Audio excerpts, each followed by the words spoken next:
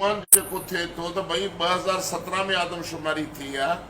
मां तव्हांखे ॿुधायां 1951 में आदमशुमारी थी, 61 में थी, 71 में कान थी सघी जो ईस्ट पाकिस्तान धार थियो, पोइ 72 में थी, पोइ 72 में, 80 में, 77 में जनरल ज़िया जी मार्शल आई, 81 में घर जी गणप माण्हू जी गणप न थी, जनरल ज़िया जी मिशनरी जेका आहे उन कंप्यूटर ते वेही रेशो जे हिसाब सां आदमशुमारी कई।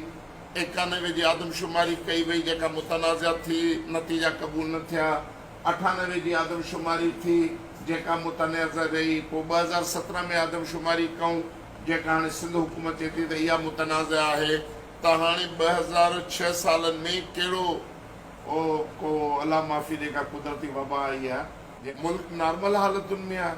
त नॉर्मल हालतुनि में ट्रेडिशन इहा आहे, सॼी दुनिया जी ट्रेडिशन इहा आहे त 10 सालनि में आदमशुमारी थींदी आहे, त तव्हां 6 सालनि में छो था कयो? नंबर 1। 5 सालनि में छो था हाणे शुरू थियो आहे? पर ॿियो त जेके मुरवजा तरीक़ा त भई आदमशुमारी छा लाइ कई वेंदी आहे? इन लाइ कई वेंदी आहे त तव्हां मुल्क जी रिथाबंदी करे सघो। भई माण्हू हर साल केतिरो आबादी में वाध थिए थी, पॉपुलेशन ग्रोथ रेट छा आहे? नंबर 1। नंबर 2, उन्हनि माण्हुनि लाइ खुराक जो इंतज़ाम करणो हूंदो आहे त हेतिरा माण्हू जो वधनि पिया त खुराक खपे, अनाज खपे, दालियूं खपनि, फलाना खपनि। नंबर 2, माण्हुनि जे रहण लाइ घर खपनि। नंबर 3, माण्हुनि जी तालीम लाइ स्कूल खपनि।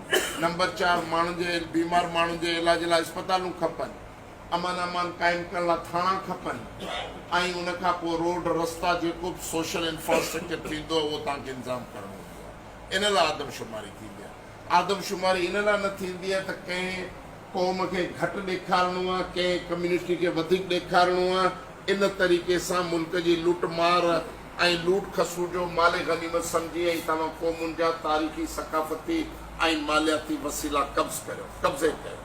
हींअर 1991 खां पोइ ख़ासि तौर ते आदमशुमारी आहे, उहा हक़ीक़ी स्टेटिक बुनियादनि ते नथी